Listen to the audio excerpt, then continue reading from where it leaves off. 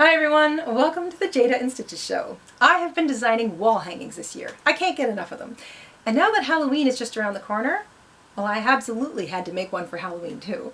This is the Ghostly Boo wall hanging, and I tried something a little different this time. I used Hometown yarn by Lion Brand Yarns. We'll put a link to Lion Brand in the description box down below, and we'd like to thank Lion Brand for sponsoring today's video. Hometown is a size 6 super bulky weight yarn. It's 100% acrylic, comes in a bunch of really fabulous colors, and they're all named after a town in the US, which is kind of neat. There might be a color named after your hometown. A regular ball of Hometown is 81 yards, so you only need 2 balls, one in each color, to complete this project. And you can use any spooky colors you like. Like I said, there's a lot, so check out lionbrand.com for the colors that you feel would best suit your Halloween wall hanging. Hometown has this lovely silky slipperiness to it, so while you're doing the color changing, you'll find that holding or pulling that extra carried yarn is a lot easier than using regular acrylic yarns. Like, it's not grabby, it's very slippery, and it's also very substantial. It's a decently weighted wall hanging. It's got a really nice shine to it. I really like this yarn for this. But more importantly, this wall hanging is only 25 stitches by 20 rows. And it's big. It's 11 inches across by 17.5 inches tall, not including the rod, or 28 centimeters by 45 centimeters. If you used this graph and a regular weight size 4 yarn, it would be like half this size. So upsize your yarn, upsize your wall hanging. This was made with a double crochet graph design. So it's the same style of graph design that I've been using for our other Fair Isle style work, like our Fair Isle style calendar blanket, and even some of the recent projects we've done here on the channel. So it's double crochets all the way through. There's no border, there's no hanging tabs, there's really nothing that complicated about this. There's some left and right-handed directions, which of course I will give you in the tutorial, and the graph is in the tutorial too. So while you're working on it, feel free to pause the video if you need to study the graph a little longer than the instructions that I'm just giving you verbally as I crochet. The written pattern for this project includes the graph, it includes all the written directions, including left and right-handed instructions where necessary, and you'll find that in our Etsy shop, and a link to that is in the description box down below as well. Okay. In addition to the yarn, you're also going to want a rod to hang it on. This is a piece of doweling. It's about an inch and a half, about a half an inch or a centimeter and a half thick, 30 centimeters or 12 inches long. I got this at a craft store, but if you can't find doweling, since this is a Halloween hanging, I recommend a stick. Find one in the local park, one in the backyard, and the more crooked and cranky, maybe even the better. Try to go as straight as possible because that will allow it to hang a bit better. But because we are sewing the wall hanging directly onto the rod, if you do use a stick that's a little bit crooked and kind of rustic looking, you can vary the size of your stitches to have your wall hanging still hang straight. So there's no tabs, no extra work, it's just basically the graph work and that's it. So without further ado, let's grab our hooks, grab our Hometown yarn, we'll head on over to the craft table, and we will stitch up a ghostly boo wall hanging together.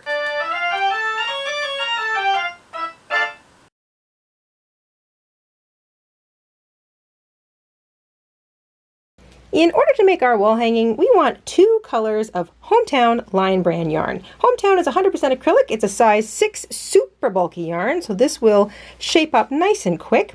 You don't need the super bonus bundles like I've got here. You can just get 2 regular skeins of the Hometown. Each of the regular balls is 81 yards each, but if you're lucky enough to find these bonus bundles, they're nice and big at 162 yards or 148 meters per skein. I've got San Diego Navy for my color A or my background color, and Houston Cream for my color B or my ghost color. And you're going to need in total around 125 yards. That's why I say you can use 2 of the regular size skeins for this. It is more or less even. You're going to want around 60 yards of the navy blue or your background color and 65 yards or a little bit more of your white or off-white or ghost color. And that will, of course, vary a little bit depending on your tension, but that is a rough estimate. You're going to want a doweling, something that you can hang the actual hanging off of. This is a 30 centimeter or 12 inch long little piece. It's about half an inch or a centimeter and a half wide. You've got a pair of scissors, a yarn needle, and you might need a stitch marker for this, and the hook we're using is an 8mm, also known as an L or an 11. And once you've got all that together, we can get started. We've broken the graph up into two parts. There's the bottom third and then the top 2/3. The bottom third is our letters that say boo, and the top third is the actual, or the top 2/3 is the ghost. So we're going to do from the bottom up, we're going to work our letters first. This half, or this part of the graph, is very left and right hand specific. So I will be calling out colors and stitch counts for both the left and the right-handed sides of the graph as we work through the letters, because you have to pay attention depending on whether you're working right-handed or left-handed. But once we get to the ghost, that is a mirror image graph, so it won't matter which direction you're coming at it from.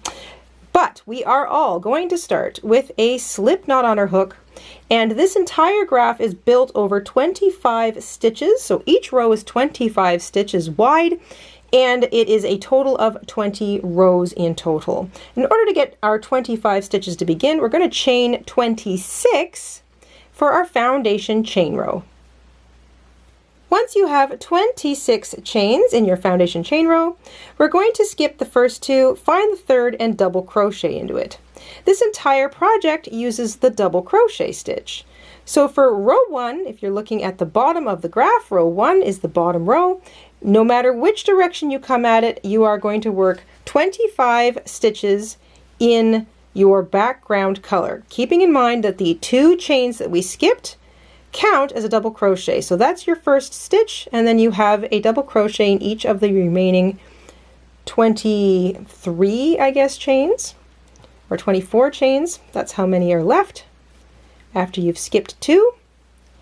At the end of row 1, you will have 25 stitches in total, and every single one of them will be your background color. In my case, blue.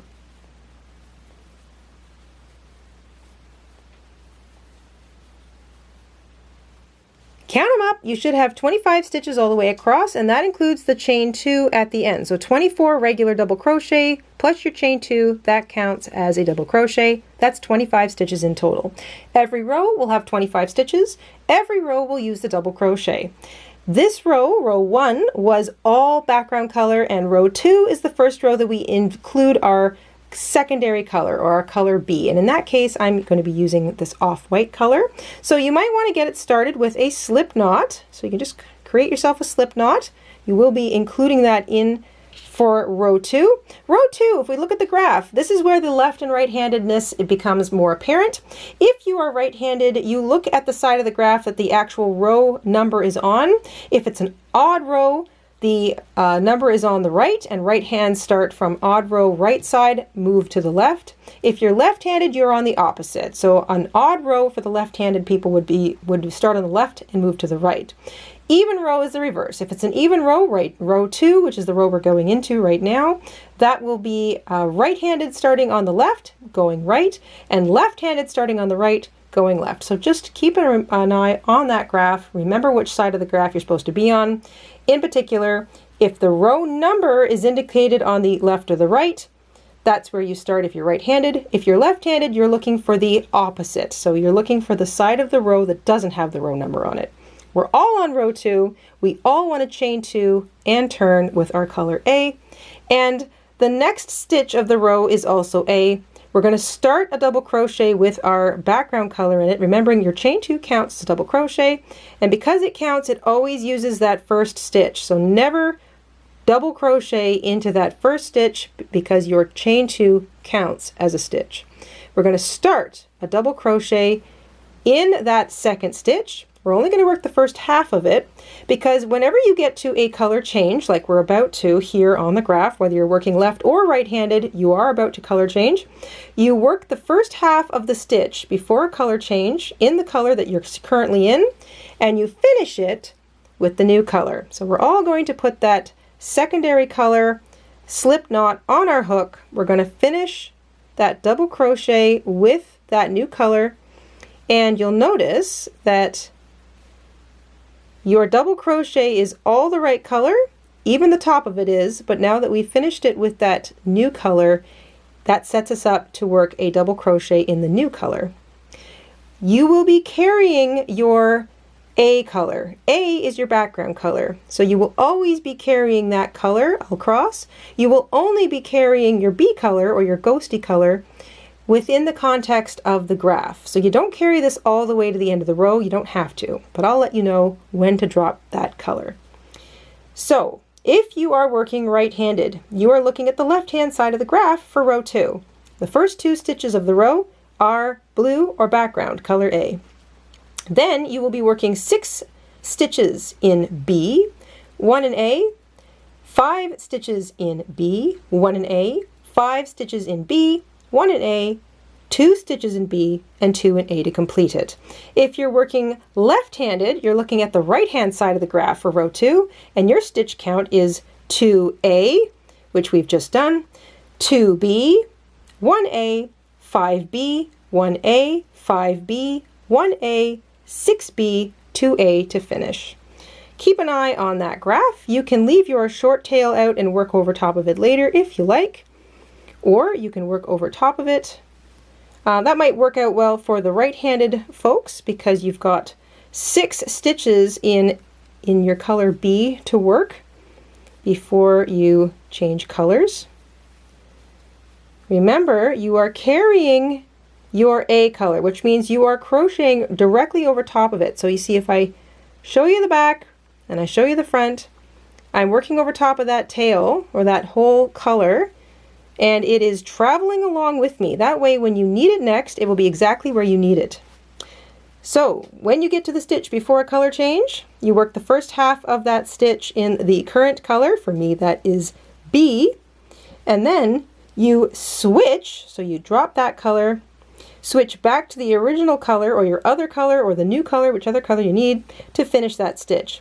You'll have, in this case, right-handed, 6 stitches in A. Left-handed, that would just be 2 stitches in A. Then you've switched to your new color, which means your next stitch will be the correct color on top. In between our letters, we're working on the letter bases right now, is only 1 stitch of background color. Where there's only 1 stitch of background color between your main colors or the color changes, it's the same thing. It's the stitch before a color change, so you work the first half of it, finish it with the other color, and you get a complete stitch in the correct color, and you've set yourself up to use the right color for the next few stitches. And for right-handed, that's 5. This is the bottom of one of the O's. And I'm still just working over top of what's left of that little white bit. The color you're not using, you are carrying, which means you are crocheting over top of it. Before you change colors, you do the first half of the double crochet. Always check to make sure that you don't have the other color bulging out. You might want to just give it a slight tug. The nice thing about the Hometown is that it's really smooth yarn. It's kind of silky, so it will slide underneath those other stitches really nicely. There's only 1 color change. It's very, very quick, so you only work the first half of it. And then it's 5 more double crochet in your B color. So both the O's have 5 double crochets in B at the bottom, and the B has 6 double crochets at the bottom. If it's a color change, you finish the stitch before the color change with the new color. If it's just a quick color change, you only work the first half of that other color before you switch back again, but you're still getting a full stitch in that new color. Right-handed, you're finishing that bit of the graph with 2 double crochets in your B or your ghost color. And then the last 2 stitches of the row. When you get to the last 2 stitches of the row, whether you're working for right-handed or left-handed, once you've worked that last color B in the row, you drop it, pull it to the front or the back, doesn't matter. You do not carry or crochet over top of your color B for the last 2 stitches, which are done in color A. So your color A always begins and ends the row. The last stitch of every row is always worked into the top of the chain 2 from the previous row. So don't miss that stitch. That is what will keep us with an even 25 stitches across. So the last stitch of the row is always worked into the top of the chain 2. If you're looking at this from the right-handed perspective or the left-handed perspective, we should all see this before we turn. So it's backwards right now. This is the back or the wrong side of the work. This is the B, O, O, and the bottom of the exclamation mark. So you've got 2 in A to start and finish the row. You've got 1 color A in between your letters, the B, O, O, and the exclamation mark. So if you're looking at the graph, you've worked it backwards because this is the wrong side. So let's chain 2 with A and turn. So now it's the right side. This is the right side of the wall hanging, and now it matches the graph from the right side, meaning that we're looking at it B-O-O exclamation mark. And now that we're on to row 3, right-handed are looking at the right-hand side of the graph to work left. Left-handed are looking at the left-hand side of the graph to work right. We are all now on row 3. So as we progress, keep an eye on the graph. If you need to pause the video to study the graph, go ahead and do that. That's what it's there for. I will, at the beginning of every row, call out the stitch color numbers in the order that they come. So there are 25 stitches in each row. I will read out in order what colors and how many of them. So say 2 in A, 1 in B, etc. First for the right-handed and then for the left-handed. If you are right-handed, the odd rows always start on the right side of the graph and move from right to left. The even numbered rows always start on the left side of the graph and move from left to right.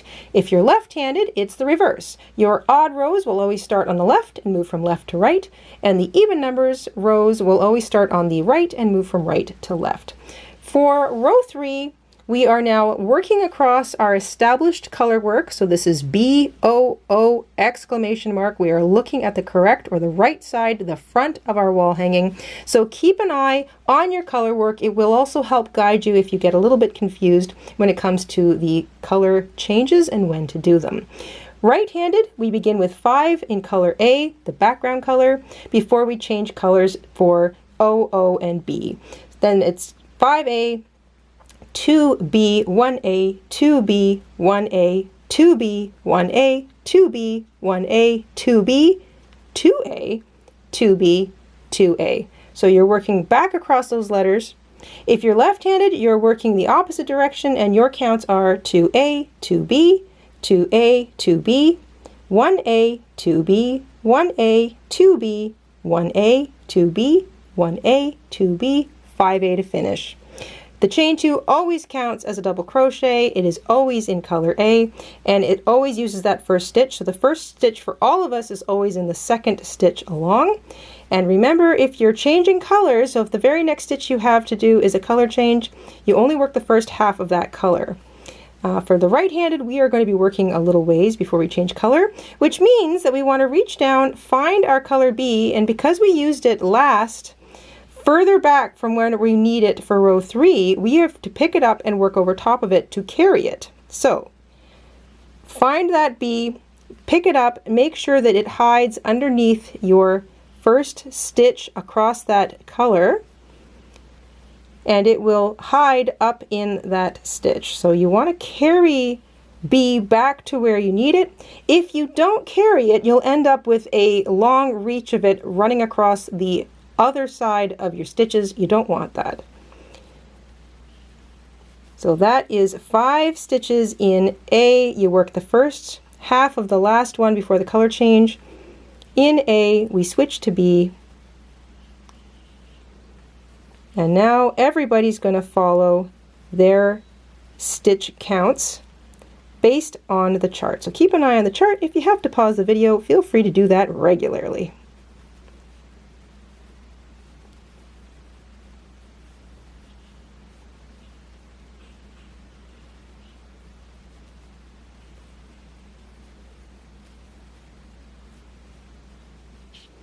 Remember, when you finish the last stitch in the last color change or the last color change before the end of the row, the last time you need your color B, finish that stitch, drop that color completely. You do not need to carry your color B to the end of the row. So color A will always have at least 2 stitches at the beginning and the end of each row. Sometimes it'll be more, like this one where there's 5, but there will always be at least 2 stitches of color A between the edge and the beginning of any color changes. So you don't need to drag your color B all the way to the end of the row. You just drop it in the last place that you used it and then finish the row with A. And that is B-O-O and the bottom of the exclamation mark. Almost halfway done. We are going to finish row 3 with a chain 2 and turn. The chain 2 counts as a double crochet now for the beginning of row 4. We are all on row 4 now. So right-handed, you are on the left-hand side working left to right. Left-handed, you are on the right-hand side of the graph working right to left. Keep an eye on that graph. Pause the video as necessary. I will call out the colored counts for right-handed and then left-handed for row 4.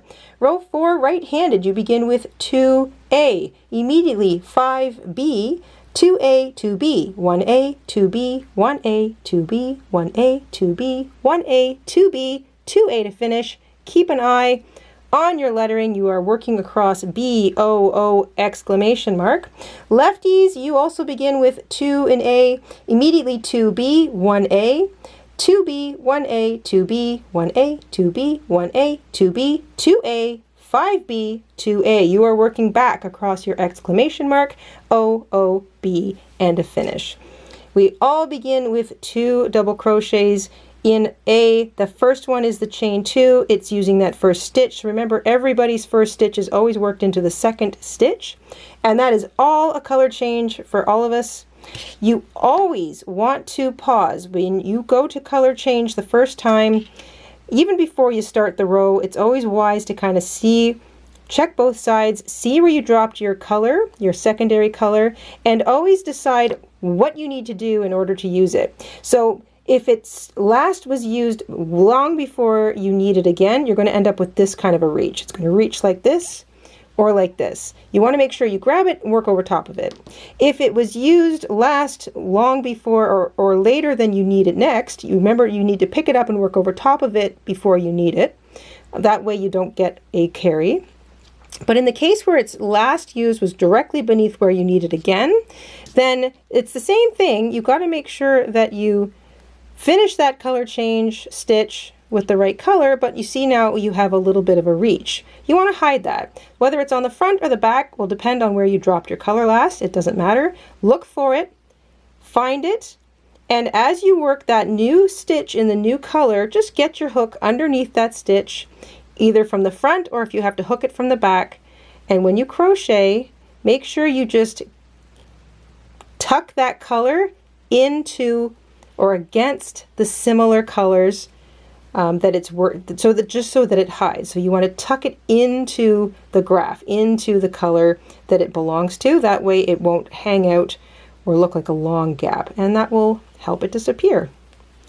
So always, before you start a row with lots of color changes, look to see where you last used your color B, and make sure while you're working that you grab it and work over top of it. You don't want to have any reaches. And at the end of the row, just double check to make sure there's nothing gapping out on the front or the back. You can always take that row out and redo it. It's a lot easier to fix one row as you've just done it than it is to get several rows ahead and then realize that you've got, like, you know, a reach across a color or something and have to back up several rows. So just take your time while you work and make sure that as you're crocheting, you're looking for possible reaches. You don't want to miss any stitches. You want to double check the graph as you work. Make sure that none of your carried colors are kind of poking their nose out from underneath other stitches.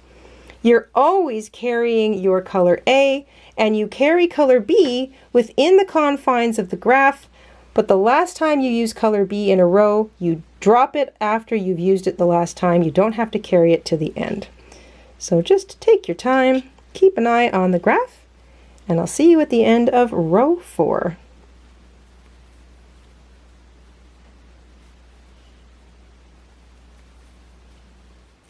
I've just finished with my last color change. So that's my exclamation point that I'm working on. I've dropped my B color. I don't need to carry it to the end of the row, and every row ends with at least 2 in color A. The last stitch of the row is always in the top of the chain 2 from the previous row. If you get lost, pause. Every row should have 25 stitches in it, and every row, that 25th stitch or the first stitch is always the chain 2. So that the chain 2 always counts as a double crochet. You'll have 25 stitches in total on each row, and your letters should all be piling up on top of each other. If you're looking at it like this, so this is the exclamation mark, we're looking at the wrong side or the back of the wall hanging. Let's chain 2, turn, we're on row 5. Row 5 is odd. Right-handed, you're on the right-hand side of the graph. Left-handed, you're on the left-hand side of the graph. And now we are looking at the correct side. B-O-O exclamation point. Here's my color B. It's down here. I will be kneading it directly above where I last used it, so I got to make sure I remember to grab it as I crochet. The chain 2 counts as a double crochet, and all of us have 2 A to begin. Color counts for the right-handed for row 5. We've got 2A, 2B, 1A.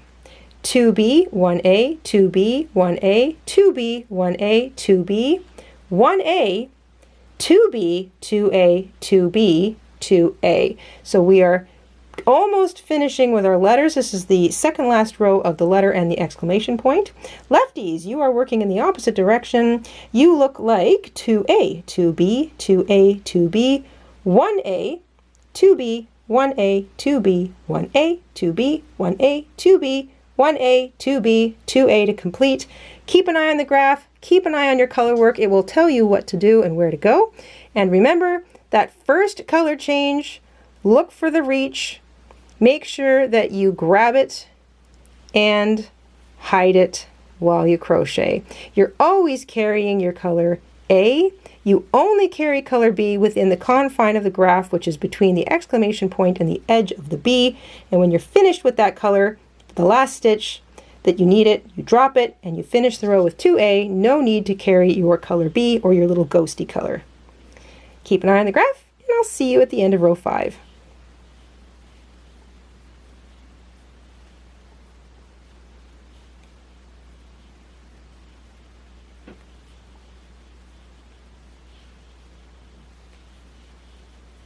At the end of row 5, you should have B-O-O exclamation point more than established. We have one more row of color change to do for our letters B-O-O exclamation point, and row 6 is exactly the same as row 2. In fact, row 3 and row 5 were identical as well. So right-handed, you're on the left-hand side of the graph working left to right because it's an even row. Lefties, you're doing the opposite. You're right on the right-hand side of the graph working right to left. Right-handed counts 2A, 6B, 1A, 5B, 1A, 5B, 1A, 2B, 2A to finish, exactly like row 2, so just mimic that. Lefties, it's the same. You're in reverse, 2B or 2A, 2B, 1A, 5B, 1A, 5B, 1A, 6B, 2A to complete. Again, it's exactly the same as row 2. So we chain 2 and turn. That's the first stitch of the row. The next stitch is immediately a color change. The color that we need is right below where we used it the last time, so we want to make sure we grab it and work over top of it to snuggle it up into our stitch work. You're always carrying A, you're only ever carrying B inside the graph. You drop B when you don't need it any longer at the end of row 6. You don't have to carry it all the way to the end. And then you'll be actually cutting your color, but I will help you out with that when we get there. I'll see you at the end of row 6.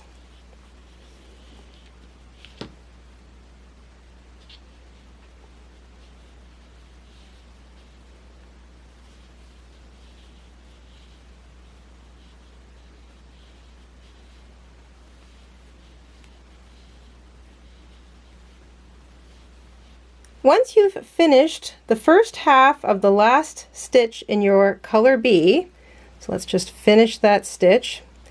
So that's it for color B for the boo section. We're actually going to snip our yarn. So you just Cut a nice long length, about 15 centimeters or 6 inches, and just let it hang there.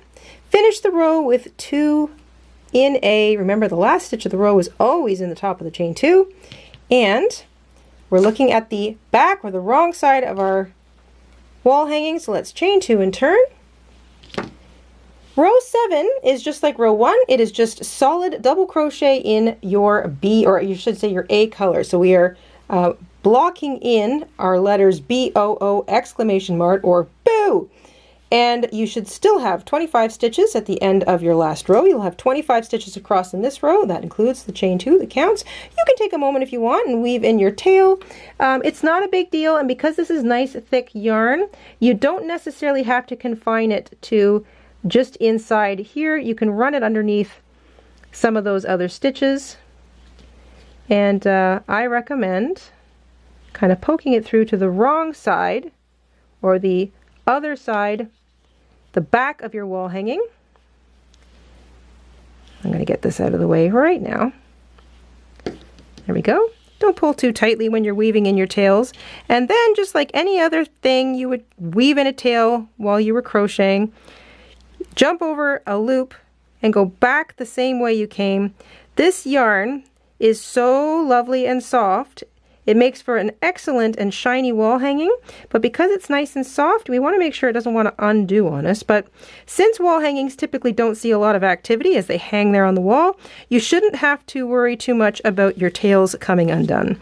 So I'm showing you how to weave in a tail here, because after you're finished your ghost, the second half of the graph work on this little project, you're going to do the same thing. But when I'm doing sort of two parts of an actual graph, I like to pause, weave in my tails as I go, and then everything looks nice and neat and tidy as I work. Okay, from here on out, the rest of the graph is mirror image. So you should still be in the habit of knowing which side of the graph you're on. If it's an odd row, righties, you're on the right side, lefties, you're on the left side. If it's an even row, righties, you're on the left side, lefties, you're on the right side. But it doesn't really matter now coming which angle you come at the graph from this point onwards, because it's mirror image. So it'll be the exact same counts for colors, whether you're going one way or the other, depending on the row, but the row won't be different whether you're left-handed or right-handed. So that in mind, let's start with row 7. You're just going to double crochet in each stitch all the way across with your A color, and that is the bottom third of our graph complete. And we've got something that yells boo.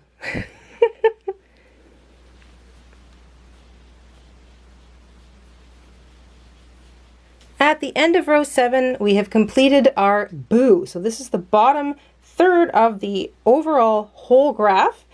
If you just like this, you can be finished right here. There's nothing saying that you couldn't have an even smaller little wall hanging that just says boo. You could hang that outside, hang that up on the wall. It's just so cute. Looks cute hanging off a door handle too. If you want to end here, then you're going to leave yourself a nice long tail of yarn, maybe 12 inches, maybe 16 inches, or 45 centimeters. That sounds safe. So nice long piece. You can fasten off and then catch up with us a little longer or later on while we add our doweling in. And in the meantime, you can weave in your little tail and just pause. So that would be if you just wanted to say boo. But if you're here for the whole thing, boo plus the ghost, then that means we are heading into row 8. So we're going to chain 2 and turn. Row 8 is an even numbered row, so if you are keeping track, right-handed, you're on the left side, left-handed, you're on the right side. But, like I said, this is mirror image now, so it doesn't matter which direction you come at it. Let's go. The counts for row 8, in which we add our color B back in, so while I'm calling out counts, you can make your slip knot on your color B and get ready to add that in. Keep an eye on the graph. It begins with 5A, the first of which is your chain 2, 1B, 4A, 1B, 3A, 1B, 4A, 1B, 5A to finish. Keep an eye on the graph. It doesn't really matter which direction you're now following it from, but keep the pattern or the habit of following it from the correct side, because it is really useful whenever you do this kind of graph work. Remember, when you're adding in your color change, the first half of the stitch before the color change is in the same color that you're currently in. Pause. grab your new color. In this case, we're adding in our color for the first time, so it's just that slip knot. Finish the stitch. I'm going to work over top of that little tail, and you're back to carrying a color. Always carry your color A, and you only need to carry color B inside the context of the graph. You drop it when it's the last time you need it in the row. So it's just the odd little kind of staccato stitch here as we work our way across row B. I'm still going to carry that little tail, or I'm going to work over top of it, but I'm carrying my B color now because I'm working stitches in between. So remember, carry the color you're not using unless you don't need it in the row any longer, in which case you can drop it.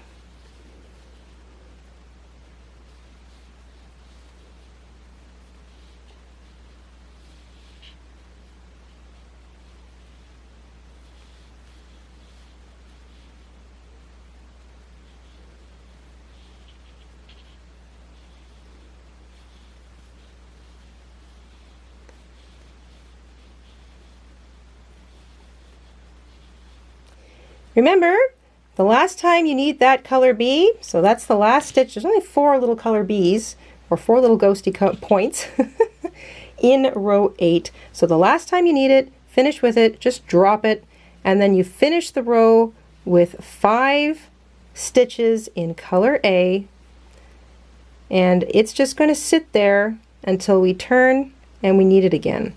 So the last stitch of the row is always worked into the top of the chain 2.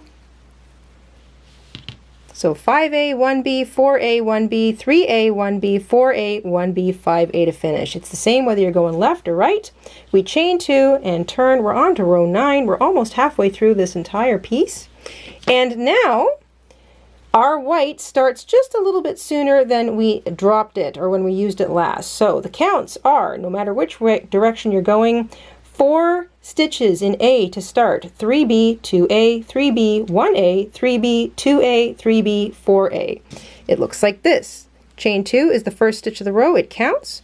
We are directly into a stitch of row A, double crochet into the next stitch, and start a double crochet in the 4th stitch. This is where the color change happens. So we're going to pick up our B. We're going to finish that stitch, and you're going to see there's a little bit of a carry. So it's pulling towards it. Not a big deal. Just don't pull very tightly. And when you do your first stitch, just get under it, whether it's on the front or the back, and double crochet over top of it. If it's really loose, you can grab it again, but you shouldn't have to. And then just continue the color work as normal. You're carrying A when you don't need it.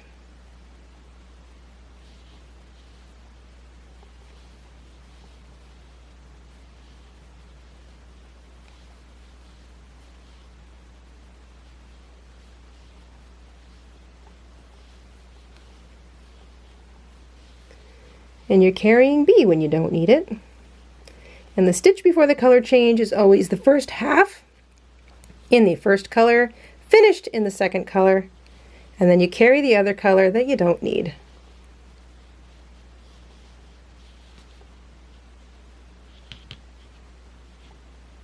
At the end of row 9, we've established the bottom edge of our ghost. So rows 10, 11, 12, 13, and 14 are all identical now. So you can keep an eye on the graph, of course, but you can kind of turn your brain off for a little bit. Chain 2 and turn. The first 4 stitches of the row are always color A, and the first of those is always your chain 2.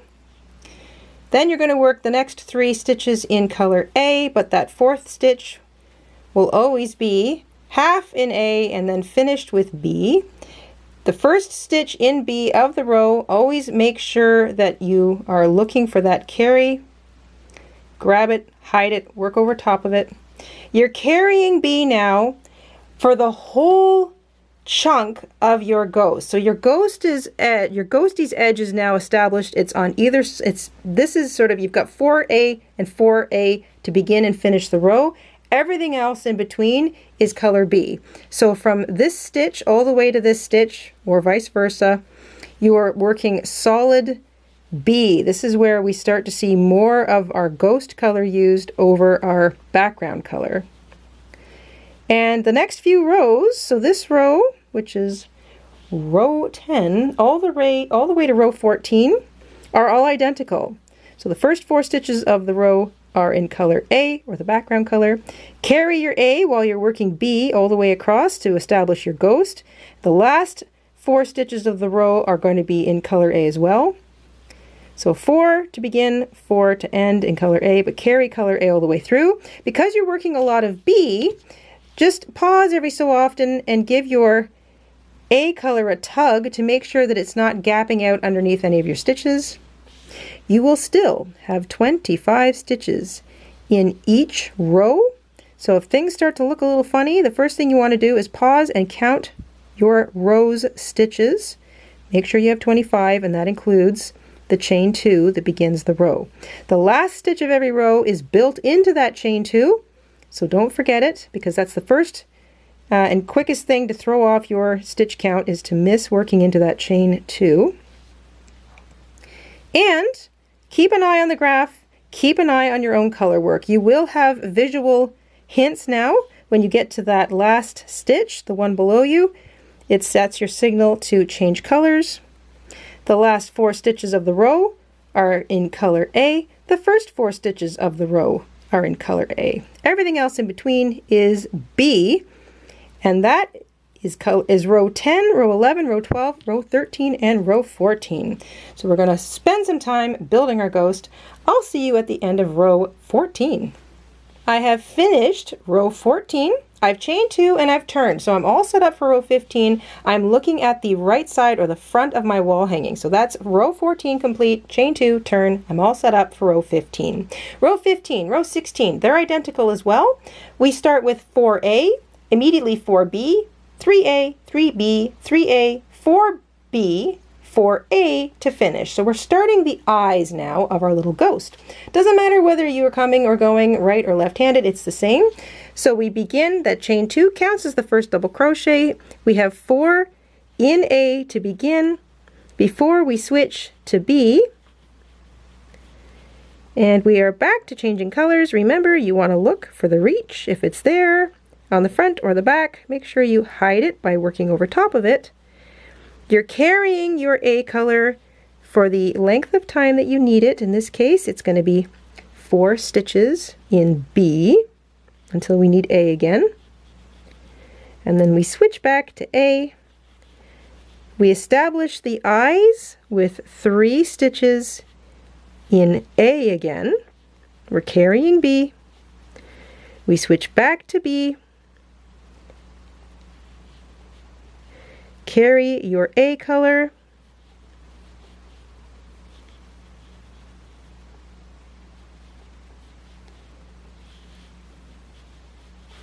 Switch back to A for the second eye. That's 3 more double crochets.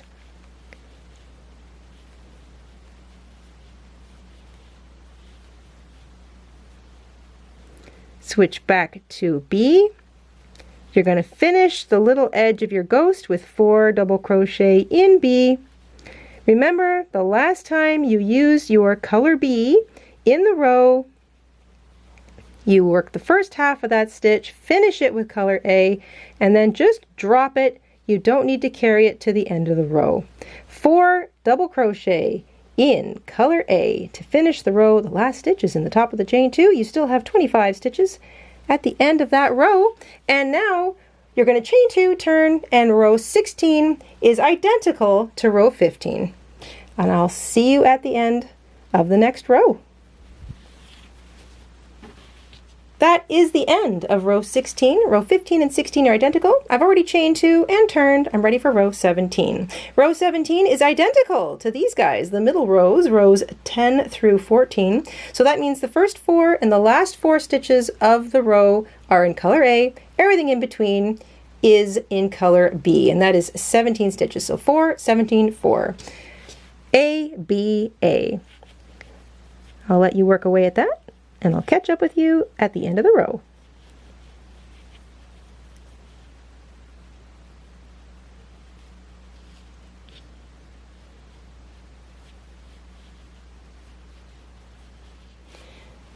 That's row 17 complete. 4A, 17B, 4A done. We're going to chain 2 and turn. We have 3 rows left in our little wall hanging. Only 2 more rows left of color change, and they're very, very simple. We are now starting to kind of round in the top of the head of our ghost. So the first 5 and the last 5 stitches of the row now are in color A, and the middle stitches, 15 of them, are in B. So that means that we work 5 stitches in A to begin, which also means that we've got to pick up and carry our color B for just 1 stitch. So it's hanging down here. You want to grab it and just make sure it's sitting over top of that stitch when you crochet, because you don't want a reach over top of your stitches. You just want it to kind of hide underneath your stitch. So the first 5 stitches of the row are in color A, the chain 2 counts, and then the middle 15 stitches are all in color B, and the last 5 stitches are in color A. Remember to carry your A color under your B color as you crochet, and I'll see you at the end of the row. I have completed row 18, in which we started to close in the top, round out the top of our little ghost. I've already chained 2 and turn. I've set myself up for row 19, so I am now looking at the right side or the front of the wall hanging. It says boo, and we're almost done with our ghost. We have 1 more row of color change. That's row 19.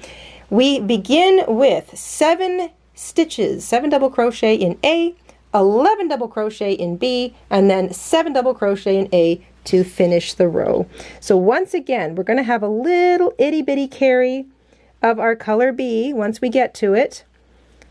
So you're going to work along the first 5 stitches, and then when you get to the 6th stitch, make sure you pick up your color B and you work over top of it just to carry it so that it's in the correct spot when we go to use it. So the first 6 stitches are actually, the first 7 I should say, are all in color A, but when you get to that 6th stitch you need to pick up and carry color B.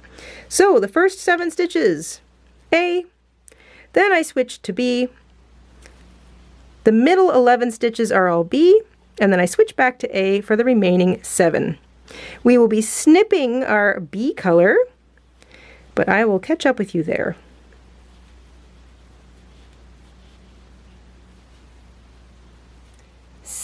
A, 11B, 7A to finish. That's 25 stitches. That's row 19. And now you can snip your B yarn. You've dropped it. You needed it to the very end of that last stitch in that color. Leave yourself 15 centimeters or 6 inches or so. You can weave it in a second. We're going to chain 2 and turn. We've got 1 more row left. That's the top, row 20. Chain 2 counts as a double crochet in the next stitch, double crochet in each stitch across. You'll still have 25 stitches. They're all going to be color A, and that is the last row of our wall hanging. That is the last stitch in the last row of the wall hanging. So now I'm going to leave myself a nice long tail. For those of you who only did the boo part of our wall hanging, you are caught back up with this. So now everybody should have a nice long tail. I recommend at least 16 to 18 inches or around 45 centimeters, even longer if you are a little bit nervous about your stitching or your tension. We're going to fasten off with that yarn, and now we are going to add our doweling. So what you're going to do is grab your yarn needle. You can thread up that lovely fluffy yarn in your yarn needle. I find sometimes twisting it into a tiny little point helps when you want to thread it. And all we're going to do is just sew around and around and around and around our little doweling. That's all, nothing fancy. So the first stitch, if you want, it'll get easier after the first couple stitches, but just hold your doweling up across the top of your last row. Take your yarn needle, take your yarn, go up and over your doweling, and come back through that first stitch. And if you have to, you can kind of pull the doweling out to the edge a little bit. And now you're going to do the same thing. Yarn goes over the doweling, needle comes through the next stitch, Yarn goes over the doweling, needle comes through the next stitch, and that's it. We are sewing loosely, you don't want to sew too tightly, our doweling onto the top edge of our little wall hanging. You've got 25 stitches, so you'll have 25 loops running across the top edge. You can kind of bring it back when you need to. It looks nice and neat and tidy from all sides. And there's no need to make extra hangers or anything fancy. This looks really neat if you're going to grab a stick from outside, because a stick has kind of a rustic, even a spooky look to it. So if you're using a stick, that's great. Otherwise, a little bit of doweling is super too. And then once you've established some of those stitches, you can make sure that your doweling is more or less even across the top of your wall hanging as you continue to stitch. And of course you can do the whole thing and then worry about sort of like wiggling it around in order to get it evenly distributed across the top of your wall hanging. You do not need to stitch very tightly. Just make sure that all of your loops are always going in the same direction, or I should say your needle is always going in the same direction. This is essentially a whip stitch, and your loops are more or less the same weight. If you run out of yarn, like I'm doing right here, not a big deal. You can hide this. I'm going to cut myself another nice long length. I'm going to tie a nice long tail, and I will end up weaving these two little tails in. So I'm going to make that knot nice and tight, and I'm going to weave them in underneath some of those stitches so you won't see the tails. So if you need to cut in more length and then just tie it in like I did, no big deal. You're gonna finish sewing with that knot a couple times, just pull it through. Looks like I'll probably get around it one more time. There we go. Make sure the knot and the two ends are pulled to the back. And it looks like it's going to be the back. So this is my front, this is the back, and then when I'm weaving in all my tails, I'm just going to weave these guys in right back here, and it'll be like that knot never even existed. So don't worry if you ended up short like me, it's okay. Or maybe you cut a whole long length but you still used it up, that's all right too. It's often just easier to sew with a not so long length anyhow.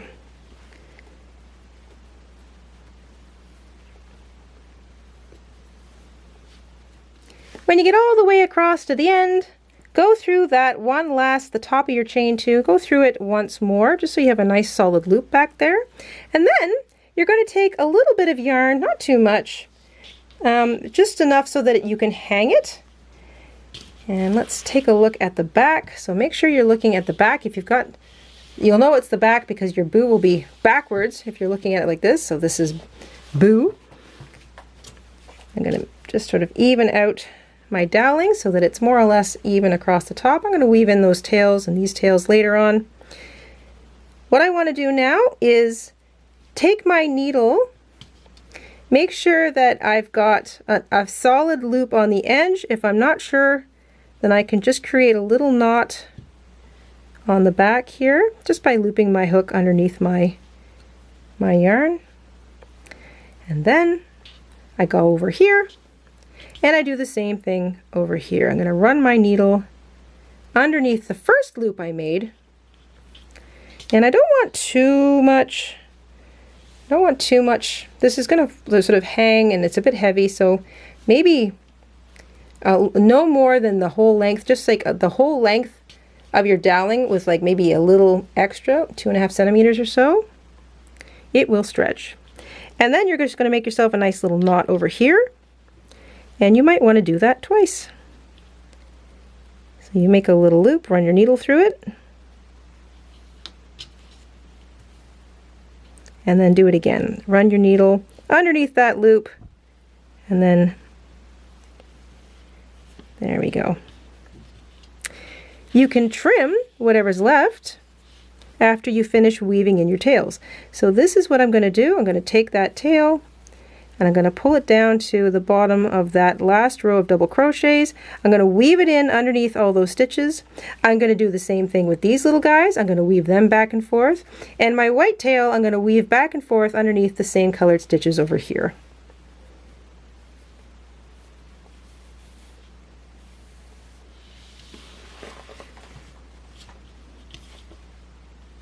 As you're weaving in your tails, make sure that you generally weave them in on the back or the wrong side of the wall hanging, just in case there's any little bits of fluff or something that kind of are still sticking out. And that will leave the front or the right side of your wall hanging looking perfect. Also, if you feel like your edges are a little uneven, you can just lightly hand block them. If they're really uneven, you can do a little light wet blocking or steam blocking, but just the edges. The whole thing shouldn't require it, but you can block it if you feel it needs to. Having said that, it's a Halloween wall hanging, so if it's a little bit crooked looking, that's okay. We hope you enjoyed making this ghostly boo wall hanging along with us this week, and thank you again to Lion Brand Yarns for sponsoring today's video. I hope you have a spooktacular week, and we will see you soon here on the Jayda InStitches Show. Until then, stay safe, stay crafty, and have a great week. Bye guys! Hi everyone, this is Mama in Stitches. Thank you for watching. Here are a few other videos you might enjoy. Don't forget to subscribe, and you can also click the like button and the bell. Thank you. Have a wonderful day.